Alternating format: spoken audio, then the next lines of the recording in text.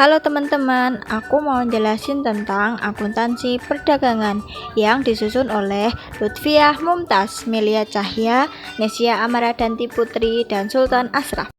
Akuntansi perusahaan dagang adalah sistem pencatatan, pengklarifikasian, dan pelaporan transaksi keuangan yang dilakukan oleh perusahaan dagang.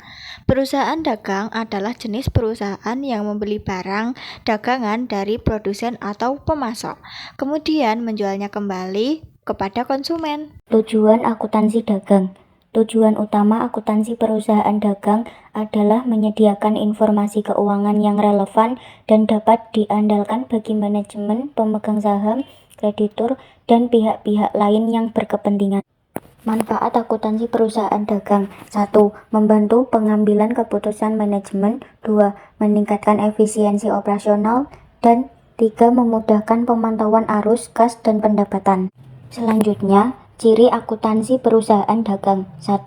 Membeli barang dagang untuk dijual kembali. 2. Pendapatan diperoleh dari transaksi penjualan dan pembelian. 3. Barang yang belum dijual disebut persediaan barang dagang dan termasuk ke dalam aset lancar. 4. Barang yang dibeli tidak diproses terlebih dahulu. 5. Biaya untuk memperoleh barang dagang dilaporkan sebagai HPP. 6. Produk berwujud atau tangible. Aktivitas utama perusahaan dagang. Yang pertama, pembelian barang. Yang kedua, pengeluaran uang. Yang ketiga, penjualan barang. Yang keempat, penerimaan uang. Jenis-jenis akun perusahaan dagang. Yang pertama, akun pembelian, yaitu adalah akun yang hanya digunakan untuk menampung pembelian barang dagangan perusahaan. Yang kedua, akun penjualan, yaitu adalah akun yang hanya digunakan untuk menampung penjualan barang dagangan perusahaan. Yang ketiga, akun persediaan adalah akun untuk menunjukkan jumlah barang dagangan yang dimiliki pada awal atau akhir periode akuntansi tertentu.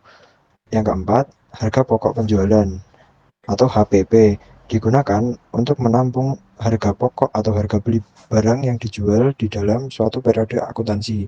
Yang kelima, potongan penjualan atau potongan tunai digunakan untuk menampung jumlah diskon atau pengurangan yang diberikan oleh pihak penjual kepada pelanggannya karena telah membayar secara tunai atau dalam waktu yang telah ditentukan.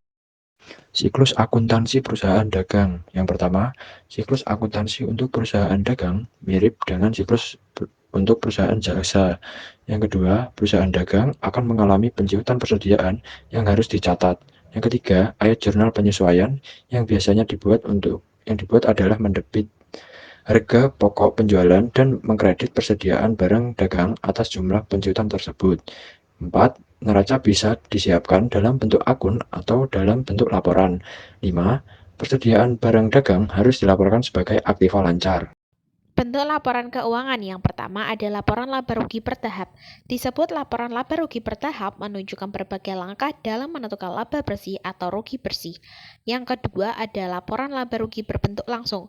Dalam pelaporan ini disebutkan demikian karena hanya terdapat satu tahap yang diperlukan untuk menentukan laba bersih yang mengurungkan total beban dari total pendapatan.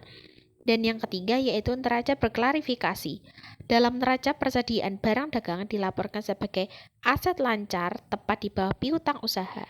Referensi ini diambil dari artikel akuntansi perusahaan dagang pengertian dan pentingnya dalam manajemen keuangan bisnis dan makalah akuntansi perusahaan dagang.